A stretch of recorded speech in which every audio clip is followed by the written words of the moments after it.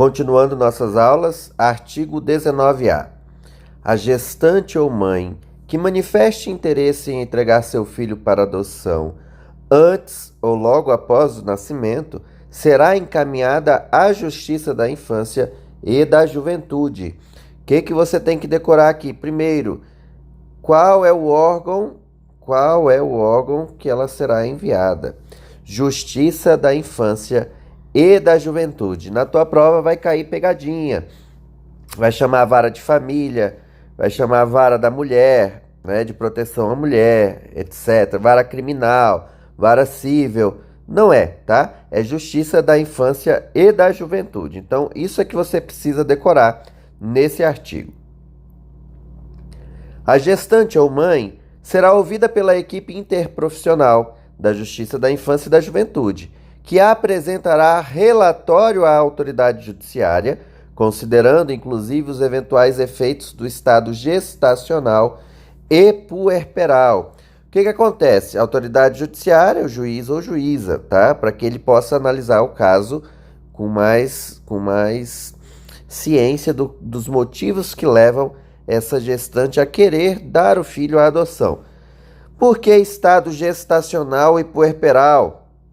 Ora, às vezes a mulher está passando por um momento difícil durante a sua gestação ou é acometida do estado puerperal logo após o parto.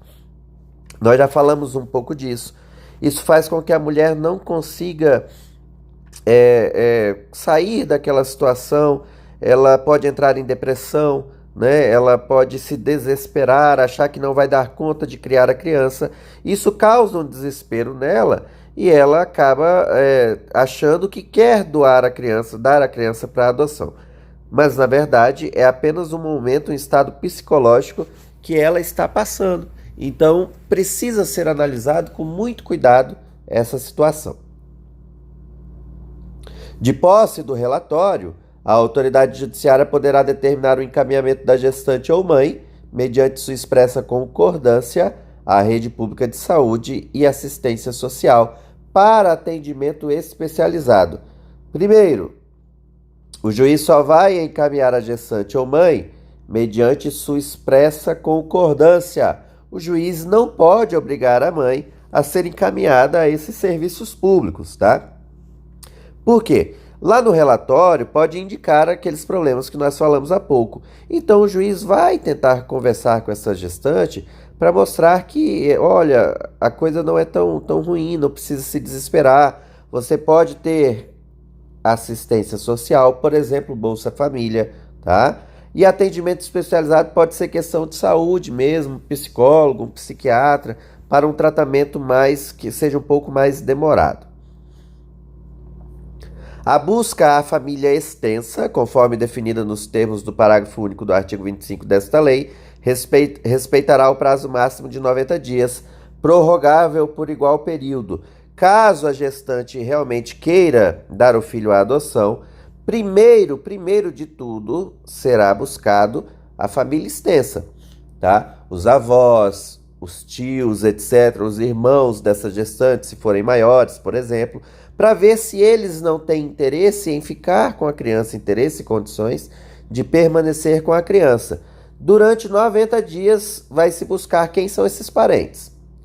Então você vai ter que decorar. Prazo em lei tem que decorar, não tem jeito, tá?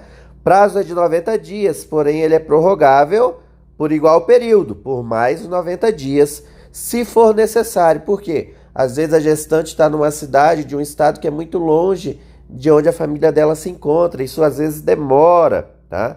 Demora para identificar quem são os familiares e onde eles podem ser encontrados. Aqui eu trouxe para vocês mais uma vez a definição de família, tá?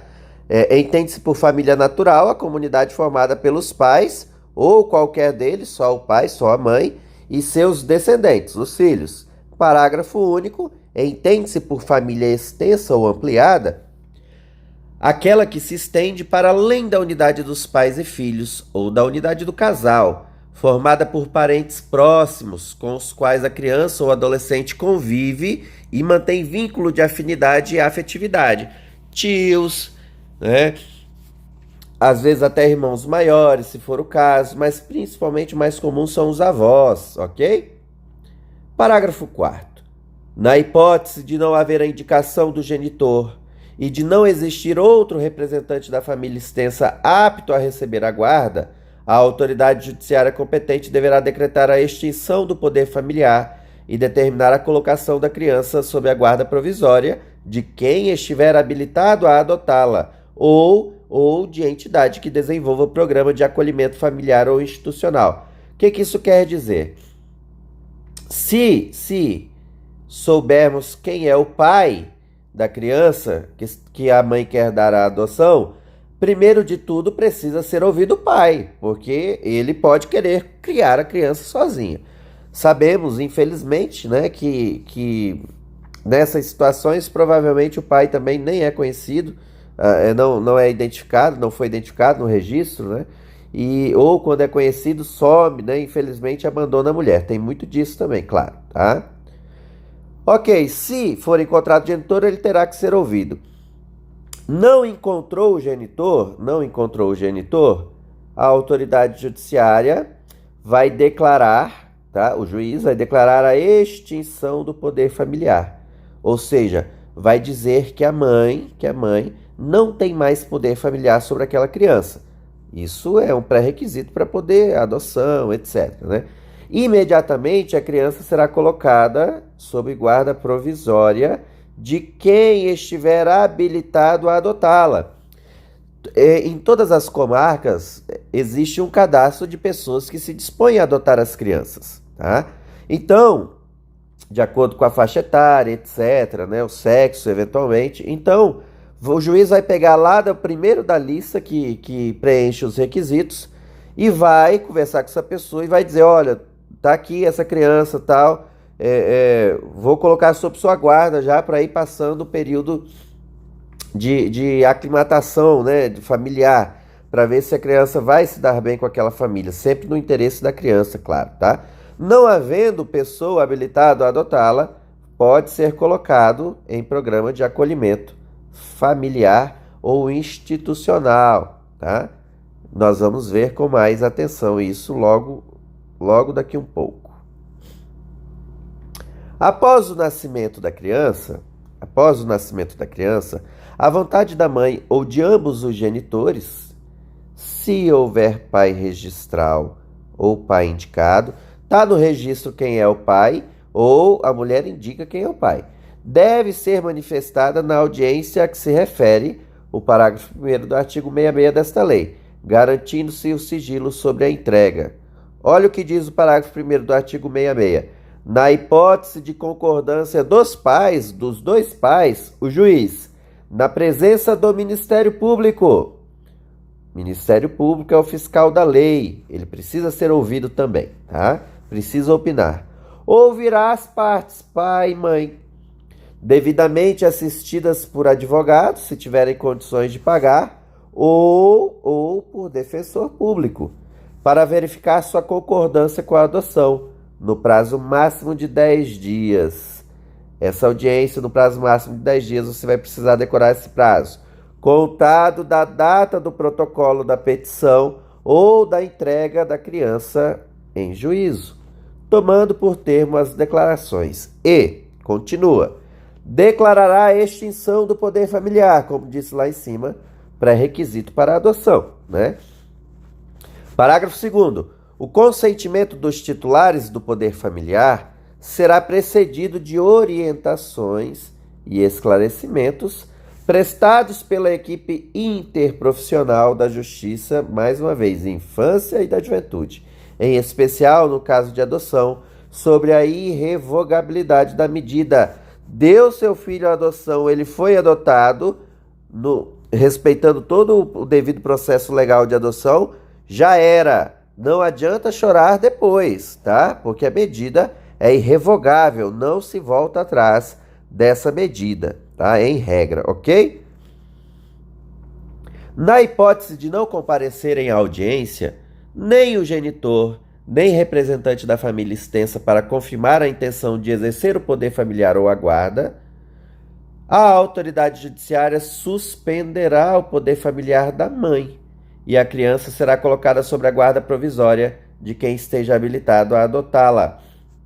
Ora, às vezes não, essas pessoas, o pai, o outro genitor, né, ou o representante da família extensa, os avós da criança, por exemplo, não comparecem à audiência por algum motivo. Às vezes nem sabiam da audiência, né?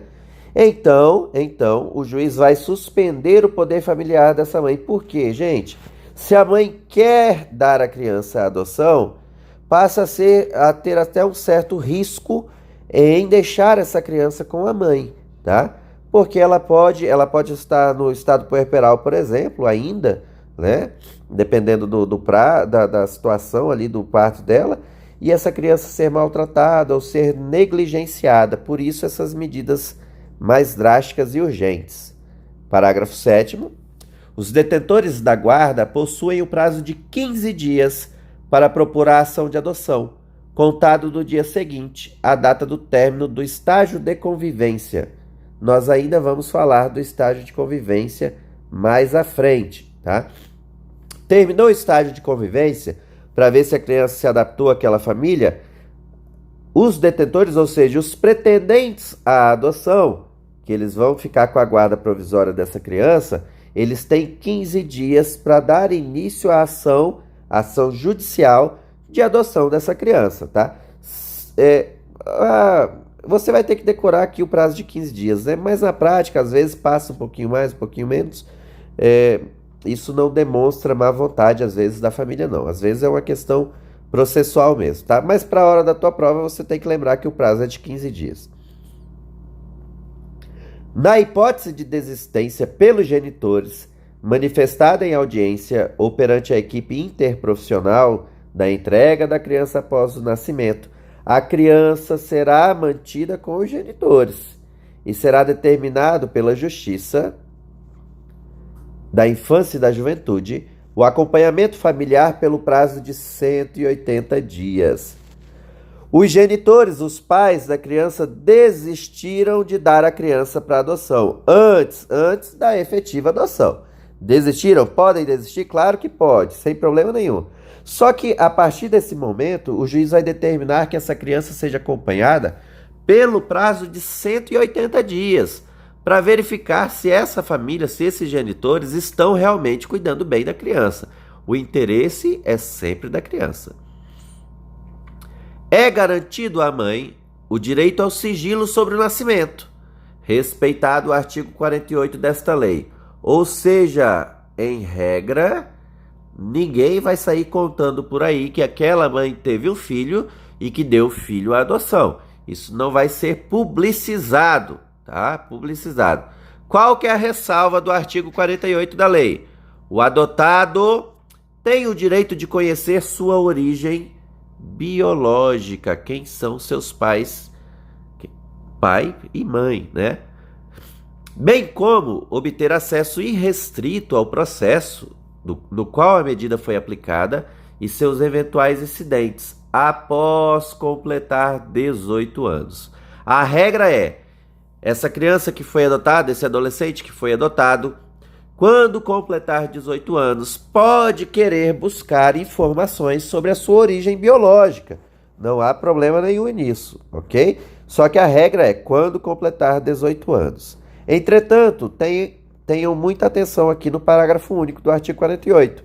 O acesso ao processo de adoção poderá ser também deferido ao adotado menor de 18 anos a seu pedido, assegurada orientação e assistência jurídica e psicológica. Tá com 17 anos, tá tendo problemas psicológicos porque descobriu que foi adotado, caso a família não tenha contado, né? Descobriu que foi adotado, tá tendo problemas psicológicos, era um excelente aluno, agora tá dando trabalho, tá se envolvendo com problemas, com drogas, com brigas, etc. Aí um psicólogo, por exemplo, não, é melhor para esse jovem tomar conhecimento logo de quem são seus pais biológicos. Ora, mesmo antes de completar 18 anos, de forma excepcional, poderá ser informado ao menor sua origem biológica. Onde que vai constar isso? Lá na Justiça da Infância e da Juventude. Parágrafo 10, para terminar. Serão cadastrados para adoção recém-nascidos e crianças acolhidas não procuradas por suas famílias no prazo de 30 dias, contado a partir do dia do acolhimento.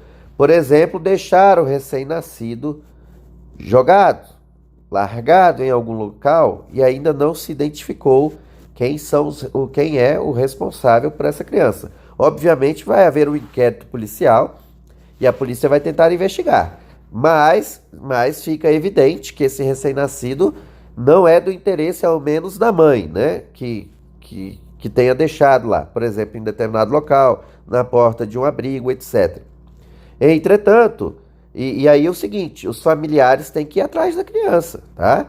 Se não aparecerem, vai ser cadastrado para adoção. E depois que adotar, vai dar um trabalho danado para mostrar, demonstrar que não tinha o interesse de abandonar a criança, que alguém tomou essa atitude de forma impensada e não comunicou os demais familiares. Até mais, fiquem com Deus.